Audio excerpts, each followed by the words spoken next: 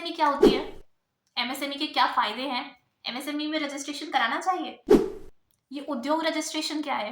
MSME registration में documents कौन से लगते हैं? एमएसएमईज को इंडिया इतना प्रमोट क्यों कर रही है? टर्नओवर क्राइटेरिया क्या है? एमएसएमईज की सक्सेस स्टोरीज।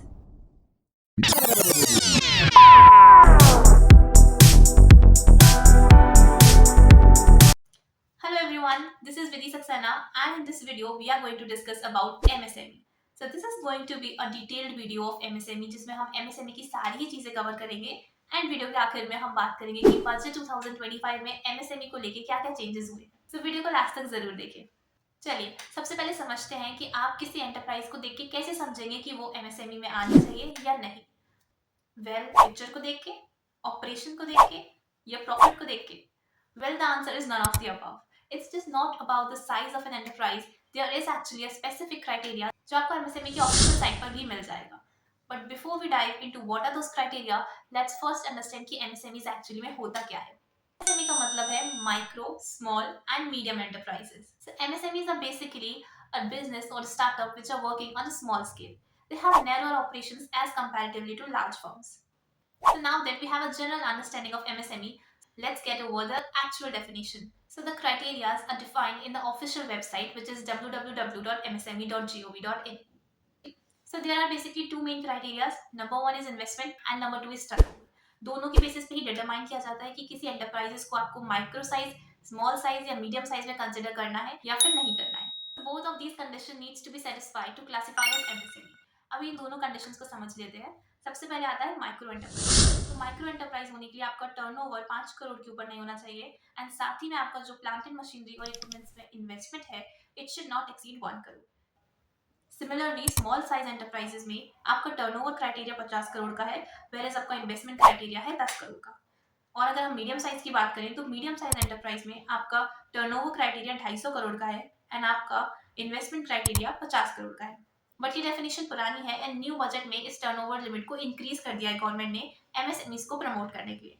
अभी गवर्नमेंट का मोटिव है कि ज्यादा से ज्यादा एंटरप्राइजेस एमएसएमई के अंदर आए सो दैट उन्हें ज्यादा से ज्यादा बेनिफिट्स मिल सके, because we all know MSMEs को बहुत सारे बेनिफिट्स मिलते हैं.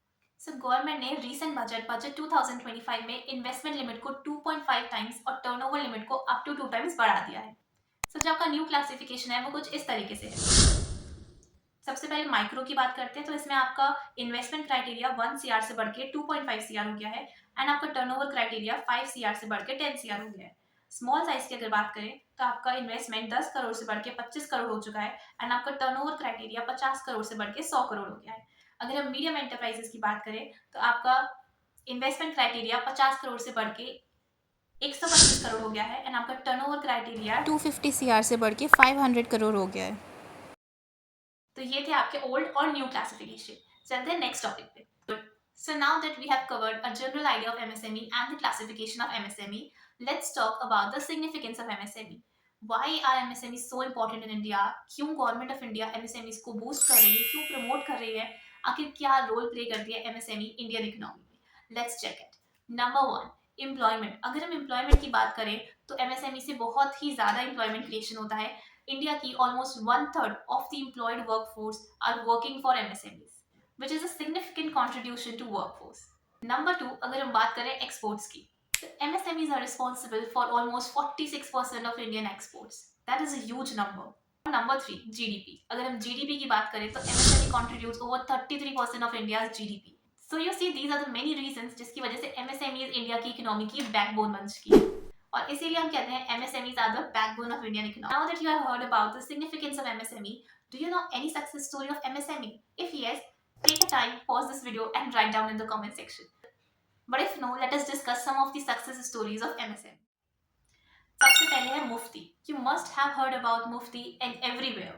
Like this is the best example of the success stories of MSME. So Mufti is a fashion brand which has started from a small loan of rupees 10,000 and has grown to a turnover of rupees 500 CR. So एक और MSME के बारे में बात करते हैं which is Mindtree. So Mindtree was started in 1999 back then with just 10 IT professionals and now has grown to one of the world's largest IT consulting firms. It is now a listed company also. So अगर इनके अलावा आपको और भी MSME से related success stories जाननी है, so I mentioned a few of them in description. You can check out from there. So now that we have an overview of what are MSMEs, what is the significance of MSME, what are the criteria, so now let's talk about the registration. तो MSME का registration आपका उद्यम की website से होता है. MSME को हम उद्यम और उद्योग रजिस्ट्रेशन नाम से भी जानते हैं. इसका रजिस्ट्रेशन सर्टिफिकेट आपको सेम डे ही मिल जाएगा और इसका रजिस्ट्रेशन बहुत ही इजी और बहुत ही बेसिक डॉक्यूमेंट्स के साथ हो जाता है. लाइक आपके KYC documents, Aadhaar card, pan card, electricity bill for address proof, बस यही डॉक्यूमेंट्स लगते हैं. अब फाइनली बात करते हैं इसके बेनिफिट्स की. एमएसएमई में रजिस्ट्रेशन कराने के बहुत सारे फायदे हैं. चलिए इसके बेनिफिट्स भी देख लेते हैं. सबसे पहला, आपकी फर्म का बैंक अकाउंट इजीली ओपन हो जाएगा. जनरली बैंक्स करंट अकाउंट को ओपन करने के लिए एमएसएमई रजिस्ट्रेशन सर्टिफिकेट मांगती है. तो अगर आपके पास एमएसएमई का सर्टिफिकेट है तो आपकी फर्म का इजीली बैंक अकाउंट ओपन हो सकता है. नंबर 2, एमएसएमई रजिस्ट्रेशन आपके लिए इसीलिए जरूरी है ताकि आप गवर्नमेंट की सभी बेनिफिट्स और सारी ही स्कीम्स के लिए एलिजिबल हो जाए. नंबर 3, अगर आपके पास उद्यम रजिस्ट्रेशन है तो आपको गवर्नमेंट टेंडर्स इजीली मिल सकते हैं. नंबर 4, आपको कंसेशनल रेट पे बैंक से लोन मिल सकता है. नंबर 5, कोलेटरल फ्री लोन मिलता है. नंबर 6, एक्स में बहुत सारे फायदे मिलते हैं, आपको रिबेट्स मिलती हैं. नंबर 7, अगर आपका प्रोडक्शन यूनिट है, प्रोडक्शन का बिजनेस है, तो आपको इलेक्ट्रिसिटी बिल पे कंसेशन मिल सकता है. एंड लास्ट इज, आपको ट्रेडमार्क रजिस्ट्रेशन पे अप टू 50% तक का फी वेवर मिलता है, यानी कि कम खर्चे में आपका ट्रेडमार्क रजिस्टर हो जाता है. तो अगर आपको और भी फायदे देखने हैं तो आप डिस्क्रिप्शन में जाकर जरूर चेक करिए, मैंने उसमें पूरी लिस्ट मेंशन करी है. तो अब क्योंकि हमने एमएसएमई को अच्छे से समझ लिया है, अब हम बात कर सकते हैं एमएसएमई में आए हुए इंपॉर्टेंट चेंजेस की, क्योंकि बजट 2025 में बहुत सारे ही की हाइलाइट्स आए हैं एमएसएमईज को लेके. तो अब जल्दी से एक बार उन्हें और देख लेते हैं. सबसे पहला तो मैंने आपको स्टार्टिंग में बताई थी, विच इज आपकी इन्वेस्टमेंट क्राइटेरिया को 2.5 टाइम्स एंड आपके टर्नओवर को अप टू 2x बढ़ा के गवर्नमेंट ने एमएसएमईज का स्कोप और बढ़ा दिया है. अच्छा, वैसे गवर्नमेंट ये सब क्यों कर रही है? क्योंकि आपको पता है एमएसएमई के बहुत सारे फायदे हैं. एमएसएमई इंडिया की इकोनॉमी को बहुत ज्यादा बूस्ट करती है और एमएसएमईज का रोल इंक्रीज करने के लिए गवर्नमेंट एमएसएमई सेक्टर को पुश करना चाहती है. नेक्स्ट अनाउंसमेंट है क्रेडिट कार्ड स्कीम्स को लेके. Guarantee for collateral free loans to MSME which has increased to 5 crores to 10 crores. Thus, there's additional credit of 1.5 lakh crore in the next 5 years.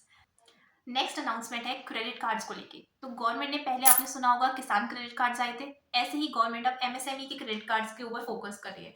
यानी कि MSME का separate credit card मिलेगा और उसकी limit होगी up to ₹5 lakh. तो government target कर रही है 10 लाख एमएसएमई को नेक्स्ट 1 ईयर में.